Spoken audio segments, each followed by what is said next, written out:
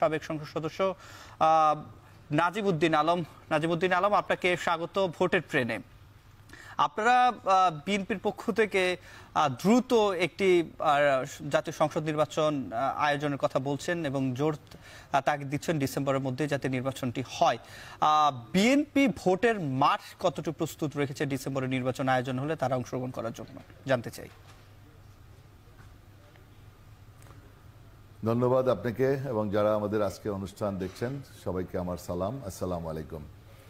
আসলে এই বাংলাদেশের মানুষ গণতন্ত্র প্রিয় এবং আপনারা লক্ষ্য করেছেন যে বিভিন্ন সময় যখনই গণতন্ত্রকে গলা টিপে হত্যা করা হয়েছে, বিভিন্ন সময় স্বৈরাচারী মনোভাব পোষণ করেছে সরকার, তার বিরুদ্ধে বাংলাদেশের জনগণ ক্ষুব্ধ হয়ে তারা গণতন্ত্রের পুনরুদ্ধারের জন্য বিভিন্ন সময় আন্দোলন করেছে এবং গণতন্ত্রপ্রেমী মানুষ বারবার সাড়া দিয়েছে। অতীত থেকে আমাদের প্রত্যেককে আমাদের শিক্ষা নেওয়া উচিত, কারণ কোনো স্বৈরাচারী আপনার টিকে থাকতে পারে নাই। বিভিন্ন সময় বিভিন্ন যারা ক্ষমতাকে পাকাপোক্ত করার জন্য স্বৈর শাসন চাপিয়ে দিয়েছিল, দুঃশাসন চাপিয়ে দিয়েছে, বাংলাদেশের জনগণ ক্ষেপে উঠেছে এবং গণ অভ্যুত্থান হয়েছে, আন্দোলনের মাধ্যমে স্বৈরাচারের পতন হয়েছে। যেমনিভাবে স্বাধীনতা উত্তরকালে গণতন্ত্রকে গলা টিপে হত্যা করেছিল মরহুম শেখ মুজিবুর রহমান এবং তার পরিণতি আমরা লক্ষ্য করেছি কি হয়েছে। এবং আওয়ামী লীগ বিভিন্ন সময় যখনই ক্ষমতা এসেছে তারা ক্ষমতাকে পাকাপোক্ত করার জন্য একদলীয় শাসন ব্যবস্থা কায়েম করেছে এবং শেখ হাসিনা মাফিয়া সরকারও একইভাবে গণতন্ত্রকে গলা টিপে হত্যা করেছে, জনগণের ভোট চুরি করেছে, ভোট ডাকাতি করেছে এবং স্বৈরাচারী কায়দায় তারা দেশ শাসন করেছে। 17টি বছর কিভাবে আন্দোলন করেছিলাম স্বৈরাচারের বিরুদ্ধে। অবশেষে জুলাই আগস্টের আন্দোলনের মধ্য দিয়ে এই মাফিয়া সরকার বিদায় হয়েছে। সুতরাং বোঝা যাচ্ছে যে বাংলাদেশের মানুষ গণতন্ত্র প্রেমী। তাছাড়া এরশাদ দীর্ঘ 9 বছর শাসন করেছিল, স্বৈরাচারী এরশাদ সামরিক জান্তা, তার বিরুদ্ধে আমরা 9 বছর দীর্ঘ আন্দোলন করেছি। সেখানে বারবার আমাদের দেশনেত্রী বেগম খালেদা জিয়া, বিএনপির চেয়ারপারসন, তিনি আন্দোলনের মাধ্যমে তার নেতৃত্বে আমরা সফল একটি ছাত্র গণ অভ্যুত্থান উপহার দিয়েছিলাম। তারপরে স্বৈরাচারী এরশাদ বিদায় নিয়েছে এবং গণতন্ত্র পুনঃপ্রতিষ্ঠা হয়েছে এবং সেই গণতান্ত্রিক আন্দোলনে সবচাইতে নেতৃত্ব দিয়েছেন বেগম খালেদা জিয়া। কিন্তু সেখানেও শেখ হাসিনা এরশাদের সাথে হাত মিলিয়ে 86 সালে নির্বাচনে গিয়ে জাতীয় বেঈমান হিসাবে চিহ্নিত হয়েছিল। অর্থাৎ গণতন্ত্র হত্যাকারী দল বাংলাদেশ আওয়ামী লীগ, এটা বারবার চিহ্নিত হয়েছে। আজকে বোঝা যায় যে বাংলাদেশে মানুষ গণতন্ত্র প্রিয় এবং তারা স্বাধীন চেতা এবং গণতন্ত্র রক্ষা এবং আপনি যেটা বলছেন গণতন্ত্রকে হত্যা করা হয়েছে, বিএনপি গণতন্ত্র রক্ষায় জনগণের জন্য কি দিতে চায়?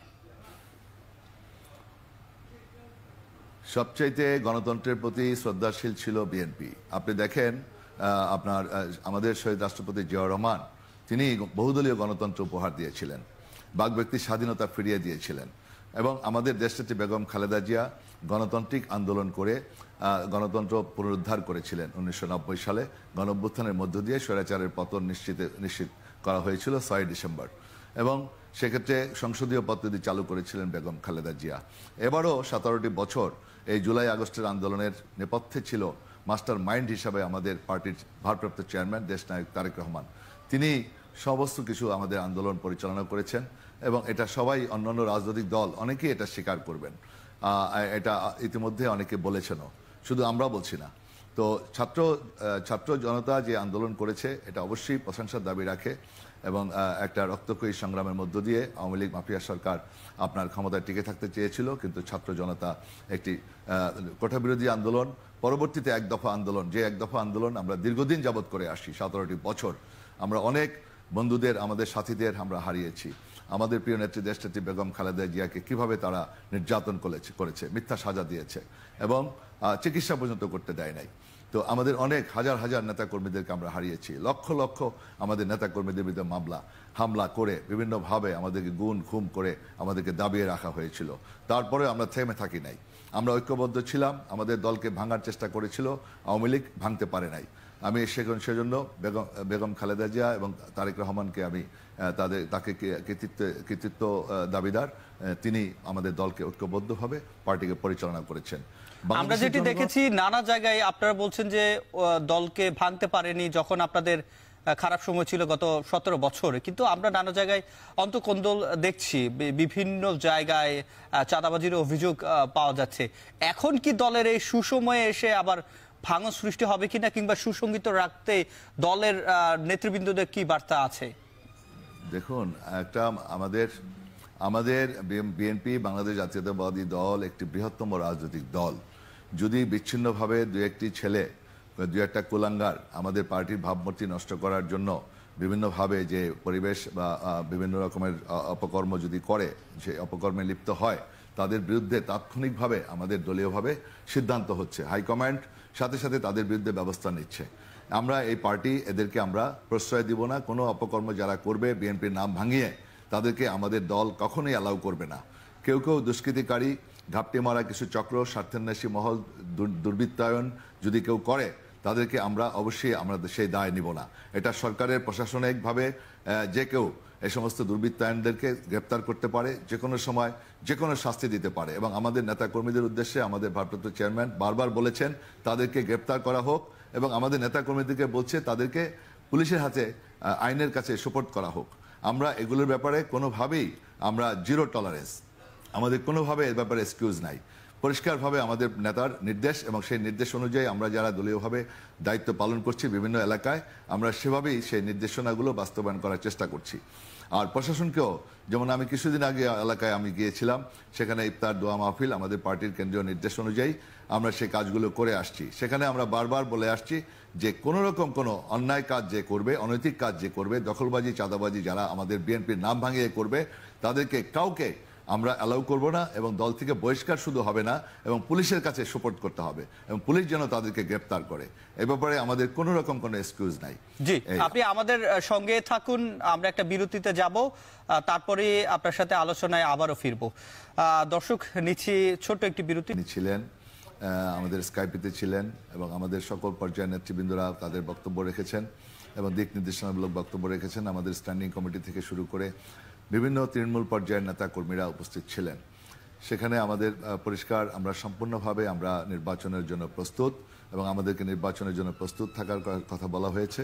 এবং আমাদের নেতা কর্মীদেরকে সাধারণ মানুষের কাছে, জনগণের কাছে, জনগণের দ্বার গোড়ায় আমাদেরকে যেতে বলছে, এবং ছাত্র জনতার এবং মানুষের স্বাভাবিকভাবেই সকলের নিরাপত্তা এবং মানুষের সুখে দুঃখে পাশে থাকার জন্য আমাদের সেটা সিদ্ধান্ত হয়েছে। মানুষের কাছে যেন আমরা যাই, জনগণের কাছে যাই, এবং জনগণের সুখ দুঃখে আমরা পাশে থাকব, এটাই আমাদের ছিল প্রত্যয়। এবং সেই অনুযায়ী আমরা কাজগুলো করছি, এবং অ্যাকর্ডিংলি আমরা এই রমজান উপলক্ষে আমাদের বিভিন্ন এলাকায় আমরা ইফতার দোয়া মাহফিল আমরা করে যাচ্ছি। এবং আমি মনে করি বর্তমান অন্তর্বর্তীকালীন সরকার আমাদের জনগণের আকাঙ্ক্ষা অনুযায়ী, এদেশের মানুষ স্বাধীনচেতা, তারা গণতন্ত্রপ্রেমী, তাই একটি সুষ্ঠু অবাধ নির্বাচনের মধ্য দিয়ে জনগণের মালিকানা ফিরিয়ে দিবেন, এবং ন্যূনতম সংস্কার করে রাজনৈতিক দলের সাথে আলোচনা করে যে পর্যন্ত সংস্কার করা যায় দ্রুততম সময়ের ভিতরে, আপনি যত দ্রুত সময়ের ভিতরে করা যাবে ততই ভালো হবে। কারণ একটা শক্তিশালী গণতান্ত্রিক রাষ্ট্র, এটা কোনো বিকল্প নাই, এর কোনো বিকল্প নাই। এটা যদি প্রতিষ্ঠিত হয়, তখন আপনার আইন শৃঙ্খলা বলেন, প্রশাসন বলেন, সবাই একটা আস্থা ফিরে পাবে, এবং বহির্বিশ্বেও তারাও আস্থা ফিরে পাবে। তখন বিনিয়োগ বাড়বে, বেকার সমস্যার সমাধান হবে, দেশে আইন শৃঙ্খলাও আরও কার্যকরী ভূমিকা রাখবে আমার বিশ্বাস। সেজন্য আসলে নির্বাচনটা খুবই হওয়া দরকার। আমরা নির্বাচনটা তাগিদ দিচ্ছি এই জন্য, অনেকে প্রশ্ন করতেছে কেন বিএনপি বারবার নির্বাচন চায়। নির্বাচন চায়, দেখেন আপনি, আইন শৃঙ্খলা কিন্তু নিয়ন্ত্রণ হচ্ছে না। আইন শৃঙ্খলা, তারা পুলিশের মোরাল ডাউন হয়ে গেছে, প্রশাসনিকভাবেও অনেকে বিভিন্ন পর্যায়ে, আওয়ামী লীগের অনেক কর্মকর্তারা এখনো বিভিন্ন জায়গায় জায়গায় বসে আছে। তো এ ব্যাপারে সরকার সেইভাবে আপনার পদক্ষেপ নিতে পারে নাই। আওয়ামী লীগের অনেক কি পয়েন্টে বসে আছে, আওয়ামী লীগের কিছু কিছু লোক, তারা কেউ কেউ আপনার নন কোঅপারেশন করছে, বা অথবা ধীর গতিতে চলছে, এগুলো আমরা প্রত্যক্ষ করছি। যার জন্য জানতে চাই, নানাভাবে আমাদের কাছে অভিযোগ আসছে যে আওয়ামী লীগের অনেকেই বিএনপির ছত্র ছায়ায় তারা কাজ করছে, এবং বিএনপির সাথে অনুপ্রবেশকারী যেভাবে যেটিকে বলে, সেভাবে বিএনপির সাথে যুক্ত হয়ে আবার আগের মতো যে অস্থিতিশীলতা সেটি করার চেষ্টা করছে। সেক্ষেত্রে বিএনপির যারা তাদেরকে সুযোগ দিচ্ছে, তাদের ব্যাপারে দলের মত কি, এবং সেটি প্রমাণিত হলে কি ব্যবস্থা নেওয়া হয়? যদি এটা আমাদের পার্টির ভারপ্রাপ্ত চেয়ারম্যান পরিষ্কারভাবে নির্দেশ দিয়েছে, এবং আমাদের সেদিন বর্ধিত সভায়ও সেটা আলোচনা হয়েছে, আওয়ামী লীগের কোনো নেতা কর্মী আমাদের বিএনপির ছত্রছায়া নেওয়ার কোনো প্রয়োজন নাই। বিএনপির কাউকে ধার করার প্রয়োজন নাই। বিএনপি একটি স্বাবলম্বী পার্টি এবং অত্যন্ত প্রতিষ্ঠিত ও সুসংগঠিত সারা দেশে। আমাদের প্রতিযোগিতা থাকতে পারে, আমাদের নির্বাচনের জন্য কেউ কেউ আপনার নমিনেশনের জন্য চাহিদা থাকতে পারে, আকাঙ্ক্ষা থাকতে পারে, কিন্তু দিনের শেষে যখন নমিনেশনটা চূড়ান্ত হবে সবাই ঐক্যবদ্ধ হয়ে ধানের শীষের পক্ষে কাজ করবে এবং ধানের শীষের সাপোর্টার বাংলাদেশে এখন আপনার সবচেয়ে জনপ্রিয়। আপনি জরিপে যদি দেখেন আমাদের বিএনপির সাপোর্ট সবচেয়ে বেশি। সুতরাং এ ব্যাপারে আমরা নিশ্চিত যে আপনার যদি নির্বাচন সুষ্ঠু হয় ইনশাল্লাহ আমরা 100% আশাবাদী যে আমরা ইনশাল্লাহ বিপুল সংখ্যক আসন নিয়ে আমরা নির্বাচিত হব এবং সরকার গঠন করব ইনশাআল্লাহ দেশনেত্রী বেগম খালেদা জিয়ার নেতৃত্বে এবং আমাদের ভারপ্রাপ্ত চেয়ারম্যান দেশনায়ক তারেক রহমানের নেতৃত্বে আমরা ইনশাআল্লাহ সরকার গঠন করব এবং দেশকে একটি সুন্দর সুশৃঙ্খল একটি মানবিক একটি গণতান্ত্রিক সরকার আইনের শাসন আমরা কায়েম করব ইনশাআল্লাহ। এবারের গণ অভ্যুত্থানটা তরুণ প্রজন্মের নেতৃত্বে হয়েছে, ছাত্র জনতার সাথে ছাত্রদের সামনের সারি থেকে ছাত্ররা নেতৃত্ব দিয়েছে। আপনারা তরুণ প্রজন্মের জন্য কি রেখেছেন জানতে চাই। যে প্রশ্নটা করলেন আপনি যে আওয়ামী লীগের যদি কেউ আমাদের দলে আসে, এটা যদি প্রমাণ হয়, এটা আমাদের পার্টির পরিষ্কার নির্দেশ এবং সেটা যদি প্রমাণিত হয় সে বহিষ্কার হবে এবং যদি কারো ছত্রছায়ায় আওয়ামী লীগকে নেওয়া হয় যে তাহলে এটা আমাদেরকে পার্টিগতভাবে সাংগঠনিক অ্যাকশন নেওয়া হবে, এটা আমাদের সিদ্ধান্ত। আর যেটা বলছেন ছাত্রদের ভবিষ্যতে যারা এই ছাত্র জনতা যে একটা আন্দোলনে অগ্রণী ভূমিকা রেখেছে তাদের প্রতি অবশ্যই আমাদের শ্রদ্ধা ভালোবাসা রয়েছে এবং ছাত্ররা এগিয়ে যাবে, সামনের দিকে আস্তে আস্তে এগিয়ে যাবে, এটাই আমরা চাই। তো আমরা চাই যে মাফিয়ার সরকার আওয়ামী লীগ যাতে কোনোভাবেই ভারতীয় প্রতিবেশী রাষ্ট্র এই দালালরা যেন কোনোভাবেই আপনার আবার ফিরে আসতে না পারে। এই জন্য আমাদের সকলকে সহনশীল হতে হবে। ছাত্ররা যে মানে যারা বৈষম্যবিরোধী যারা আন্দোলন করেছে তারা একটা নাগরিক পার্টি গঠন করেছে, তাদেরকেও আমরা স্বাগত জানাই। তো তারাও আসবে, রাজনীতি করবে, অবশ্যই ওয়েলকাম করি আমরা। তো তারা এগিয়ে আসুক, আমরাও সেটা চাই। আমরা যারা নির্যাতিত এই আওয়ামী লীগের বিরুদ্ধে আমরা যারা রাজনীতি করেছি, আন্দোলন করেছি, সংগ্রাম করেছি দীর্ঘদিন, এটা আমাদের পার্টির চেয়ারপারসন ভারপ্রাপ্ত চেয়ারম্যান দেশনায়ক তারেক রহমান সাহেব তিনিও বারবার বলেছেন আমরা সবাইকে নিয়ে আমরা দেশ পরিচালনা করতে চাই, রাষ্ট্র পরিচালনা করতে চাই এবং রাষ্ট্রকে আমরা সুন্দরভাবে একটি স্বনির্ভর দেশ বাংলাদেশ, একটি সুন্দর বাংলাদেশ আমরা গড়ে তুলতে চাই সবাইকে নিয়ে। তো আমরা আসলে ওই সংকীর্ণতা রাজনীতিতে বিশ্বাস করি না। আমরা একটু উদারভাবে চিন্তা করি, আমাদের নেতাও উদারভাবে চিন্তা করছেন এবং আমরা চাই সবাইকেই নিয়েই আমরা এই দেশটাকে গড়ে তুলব, এটাই আমাদের প্রত্যাশা। আর সরকার যেটি বলছে যে ন্যূনতম সংস্কার করার পরে, এটি সব শেষ প্রশ্ন আমার, আর তারপরে নির্বাচন দেওয়ার কথা বলছেন তারা। আপনারা এখন পর্যন্ত দৃশ্যমান সরকারের কি সংস্কার কার্যক্রম দেখতে পেয়েছেন যেটি নির্বাচন আয়োজনে সহায়ক হবে বলে মনে করছেন?